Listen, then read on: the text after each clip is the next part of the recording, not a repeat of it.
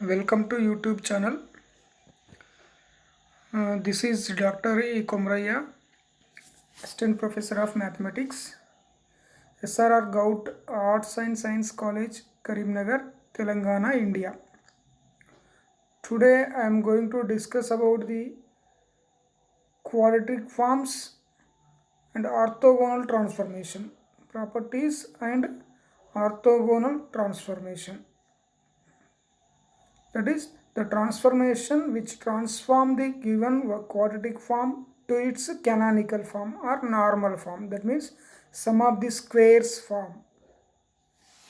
First of all, I give some examples of quadratic forms. What is the quadratic form? A homogeneous expression of second degree in any number of variables. Any homogeneous expression which is of second degree in any number of variables is called a quadratic form. It can be put in the form of q is equals to x transpose ax, where q is equals to, suppose q is equals to ax square plus 2hxy plus by square. This can be put in the form of, it is in two variables, that's why we will do the matrix related to this one is 2 by 2 matrix A, and x is a two component vector which belongs to R square. That's why x transpose ax is equals to xy is the transpose, and A is a symmetric matrix. The square terms, the coefficient of squares are as diagonals, and remaining 2h, half is on the upper diagonal, remaining half in the lower diagonal. Then it is a symmetric matrix x transpose ax. This is the symmetric matrix corresponding to this quadratic form. Similarly, if you can take a quadratic form in three variables, 2x square minus 5y square plus 7z square minus 2xy plus 2yz. This is a quadratic form. Here square coefficients are 2, minus 5, 7. Thus comes as a diagonal elements. These are the diagonal elements, and we can define above diagonal elements and below diagonal elements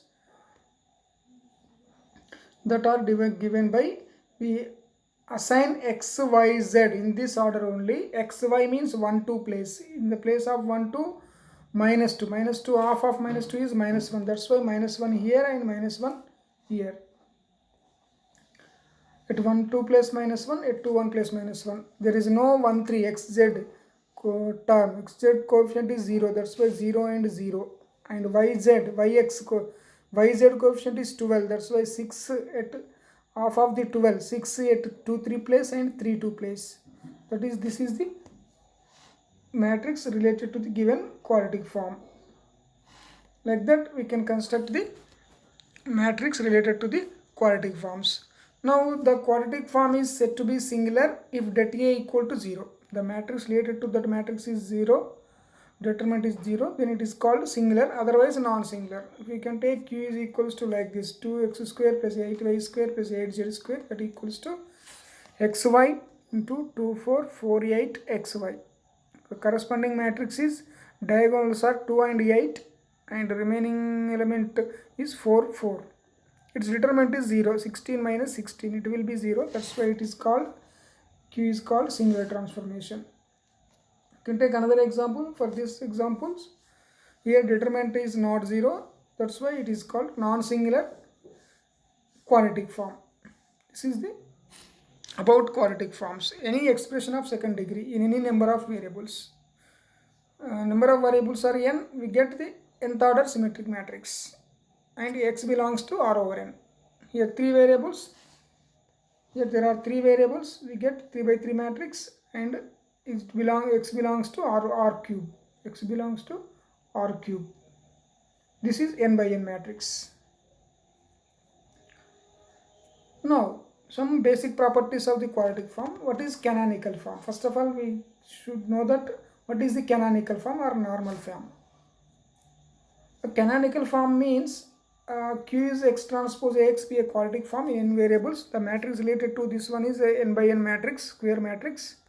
It is also symmetric, already we known. Now there exists a non-singular transformation, x is equals to py. X equals to py. P is a non-singular matrix. Y belongs to Rn. X belongs to also Rn. X is equals to p into y, which transform the original quadratic form x transpose ax to another quadratic form of type y transpose dy.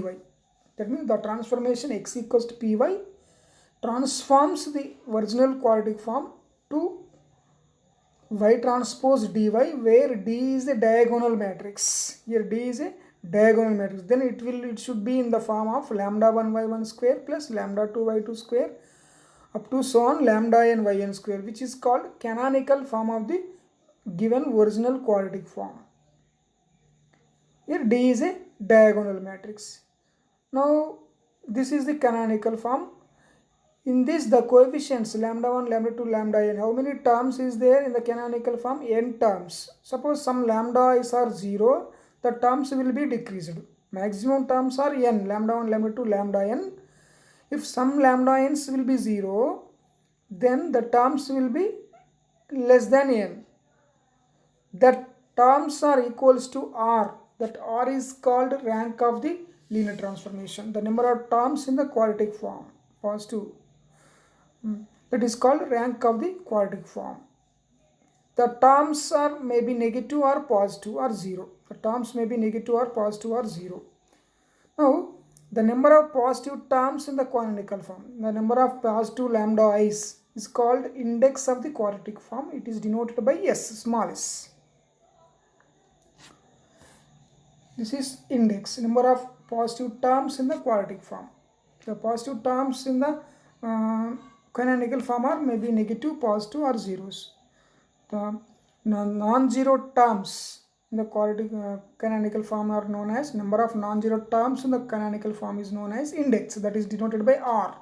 That is called rank of r. Rank of A equals to r.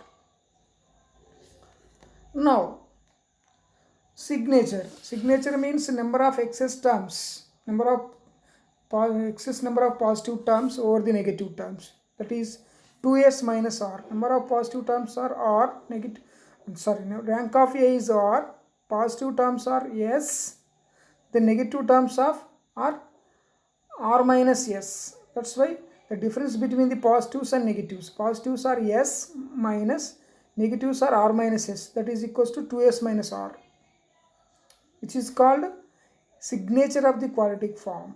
This is difference between the number of positive terms and negative terms. Difference between the positive terms and negative terms in the canonical form.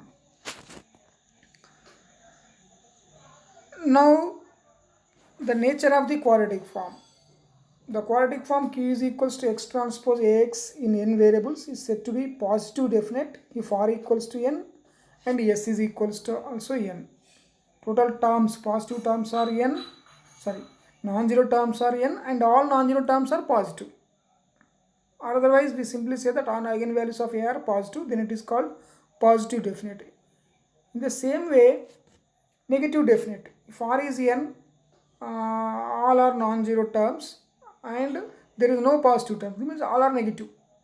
The terms in the canonical form are all are negative, or the eigenvalues of A are negative. All eigenvalues are negative. Then it is called negative definite. Similarly, positive definite. Positive definite means some terms will be 0 and remaining all terms are positive. The terms which are non-zero are positive. Some terms will be 0. All eigenvalues of A are less than or greater than or equal to 0. Some eigenvalues are 0, some eigenvalues are non-zero, and all non-zero eigenvalues are positive. Then it is called positive semi-definite. Similarly, negative definite. All are some positive terms are less than n, and there is no positive. The terms of the canonical form are less than n, and all terms will be negative. Non-zero terms will be negative. Or in other words, all eigenvalues of A are negative or 0. It is called negative semi-definite. Semi means some are equal to 0. At least one of them equal to 0 and remaining all are negative. Now indefinite. In all other cases means some terms are positive, some terms are negative. In the earlier case only we discuss all are positive or all are negative. All are positive, some are 0. All are negative, some are 0. But here some are positive, some are negative. Mixing. It is called indefinite case. Sorry. Now we coming to orthogonal transformation. which transform the given quadratic form to its canonical form. Now the transformation x is equals py. This transformation is said to be orthogonal transformation if P is an orthogonal matrix and which transforms x transpose Ax as y transpose dy, that is equals to lambda 1 y1 square, lambda 2 y2 square up to so on lambda n yn square. X equals py is an orthogonal transformation if P is an orthogonal matrix and it transforms the original quadratic form to y transpose dy, where D is a diagonal matrix and y transpose dy is equals to lambda 1 y1 square, lambda 2 y2 square up to so on lambda n yn square, which is called canonical form. And D is a diagonal matrix whose diagonal entries are nothing but eigenvalues of the symmetric matrix related to the given quadratic form. Okay, this is the orthogonal transformation. If that matrix exists, then it is called orthogonal transformation. Now let us take one example how to find the orthogonal transformation to transform the given quadratic form to canonical form. Depending after finding the canonical form, we can decide about the signature, index, signature and positive and nature of the quadratic form we can decide. Now we can go for some example. Let us take a quadratic form q is equals to 3x square plus 2y square plus 3z square minus 2xy minus 2yz. Here the diagonal entries are coefficients of squares 3, 2, 3, 3, 2, 3. These are the diagonal elements.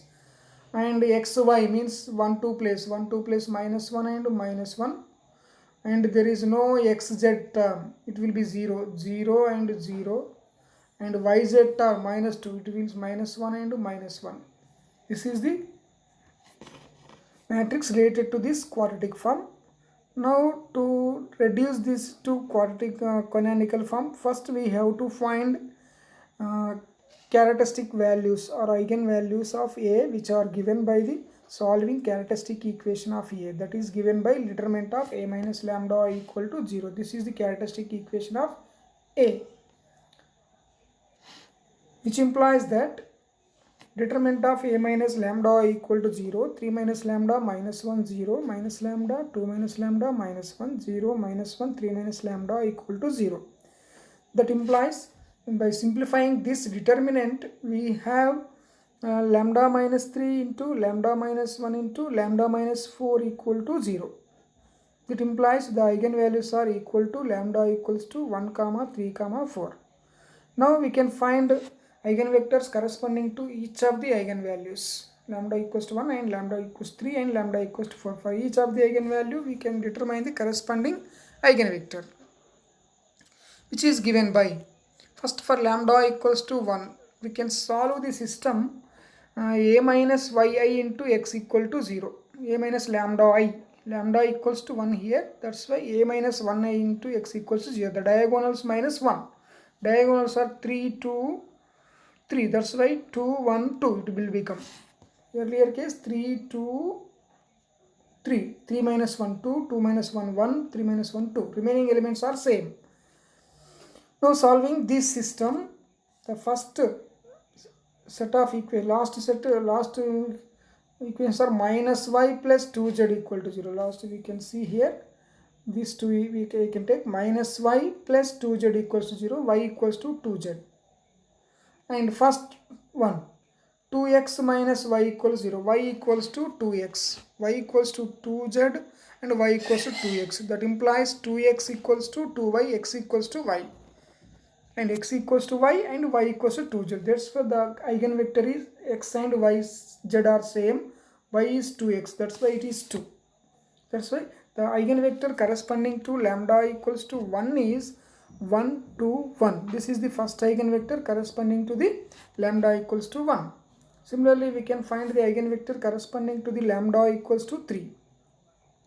For lambda equals to 3, we solve the system a minus 3i into x equal to 0. Then the first two 3 minus 3 will be 0 and 3 minus 3 will be 0, 2 minus 3 will be minus 1 and remaining are same. By solving this system, minus y into minus 1 into y equal to 0. This implies y will be 0 and the next one is minus 1 minus 1. Sorry, this is y plus z. This is y plus z equal to 0. That implies z is equals to minus x. Z is minus x and y will be 0. That's why the corresponding eigenvector is 1 0. 0 is y and z is minus x. 1 0 minus 1 is the eigenvector corresponding to the lambda equals to 3. Now we can go for lambda equals to 4. For lambda equals to 4, solve the system a minus 4i into x equal to 0. By substituting 4, the diagonals are minus 1, minus 2, minus 1. 3 minus 4, minus 1. 2 minus 4, minus 2. And 3 minus 1, minus 1. Okay, these remaining are same. Now take first two equations. X plus y, minus minus common. X plus y equals 0, x equals to minus y. Y plus z equals 0, y equals to minus y. That implies minus y equal to z, minus y equals z. That's why z equals to x and y equals to minus x. That's why y is negative and x and z are same. That's why 1 minus 1, 1 is the eigenvector, last eigenvector. This is 3x3, sorry. This is x3 is equals to 1 minus 1, 1. This is the eigenvector corresponding to the eigenvalue lambda equals to 4. Now we have 3 eigenvectors corresponding to the 3 distinct eigenvalues. And what we will have x2, what is x2 here? x2 is 1, 2 and 1 and x3 is 1, 0 and minus 1 we have. Here also we identify that the matrix is a real symmetric matrix. A is a real symmetric matrix and we know that the eigenvectors corresponding to distinct eigenvalues are always orthogonal to each other. That's why each and every vector x1, x2, x3, this is x1, this is x2 and this is x3. This is x3. Suppose any one of them, x1, x2, x3. First one is x1, this is x2 and this is x3. All these vectors are pairwise orthogonal to each other. Let us check.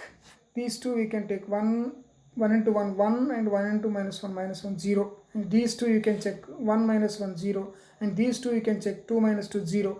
All are pairwise orthogonal to each other. Otherwise we have to property already. Eigenvectors corresponding to distinct eigenvalues of a symmetric matrix are always orthogonal to each other. These are the orthogonal vector. In such a case, we define the non-singular matrix P as P is equals to E1, E2, E3. E1, E2, E3 is nothing but normalized eigenvectors of A. That means we normalize x1, x2 and x3. That is E1, E2, E3. What is the norm of x1? Square root of 1 plus 4 plus 1, root 6. We divide x1 by root 6. We divide x2 by root 2. We divide x3 by 1 by root 3. They are the orthonormal vector. Then they becomes orthonormal vector. Now we define P is equals to E1, E2, E3, which are the normalized eigenvectors of matrix A, symmetric matrix A. This is given by this one. Sorry. First one, we normalizing the first vector. Its norm is root 6. This one. Second one norm is root 2. We divide it by root 2. Third one is norm is root 3. We divide that vector by root 3. This is the transformation matrix P, which is orthogonal. That means P transpose P equals to I. That equals to P into P transpose. This is a symmetric matrix. Orthogonal matrix. Since each column of this is an orthogonal matrix, orthogonal vector. Now by diagonalization, already we discussed diagonalization method. By diagonalization, D equals to P transpose AP. That is equals to D is a diagonal matrix whose diagonal entries are eigenvalues of A. That is 1, 0, 0, 0, 3, 0, 0, 0, 4. This is the diagonalization process. After getting this, we can take the transformation. We substitute x is equals to py. We can take the transformation x is equals to py. Now let us take the transformation, and here the transformation is x is equals to py, then it will be transformed to y transpose dy. X is equals to py, py transpose apy, y transpose p transpose ap into y, already p transpose ap is d, y transpose dy, which is equals to y1 square plus 3y2 square plus 4y3 square. This is the canonical form. This is called canonical form, normal form. This is the normal form. How many positive terms is there in this normal form? All three are positive. Already we discussed what are the eigenvalues of A. 1, 3, 4. All are positive. That's why it is positive definite. Directly say that it is positive definite. And what is the index? Index is S is equals to 3. All are positive. And negative terms, 0 terms. That's why what is the signature? Signature also 3. Excess number of positive terms over the negative terms. Negative terms are 0. 3 minus 0 is 3. That's why index of this quadratic form is 3. And signature is, index is 3 and our signature also is equals to 3. And its nature is positive definite. All are positives. It is a positive definite quadratic form. Now, what is the transformation? X is equals to py is the transformation, which is given by x is a vector in R cube xyz. Py is the transformation. P is an orthogonal matrix. P is given by 1 by root 6, 1 by root 2, 1 by root 3, 2 by root 6, 0, minus 1 by root 3, 1 by root 6, minus 1 by root 6, 1 by root 3 into y. Y is a y1, y2, y3. 3 components. It is also belongs to R cube. Now multiplying this, we will get a vector x, y, z. X is equals to 1 by root 6y plus 1 by root 2y2 plus 1 by root 3y3. Similarly, y is equals to 1 by root 6y1, 1 by minus 1 by root 3y3. Z is equals to 1 by root 6y1 minus 1 by root 2y2 plus 1 by root 3y3. This is the transformation x is equals to py. By applying this transformation, substitute this transformation in the original quadratic form, that quadratic form can be transformed into very simple form, that is sum of the squares form, that is known as canonical form, that is y square, y1 square plus 3y2 square plus 4y3 square. This transformation is known as this transformation. X is equals to py. X is equals to py is known as orthogonal transformation. Like that, we convert the given quadratic form into orthogonal canonical form, and we decide the, and we can, that means we can find the index, signature and nature of the quadratic form. In the next class, we can discuss some other methods to convert the given quadratic form to canonical forms. Thank you.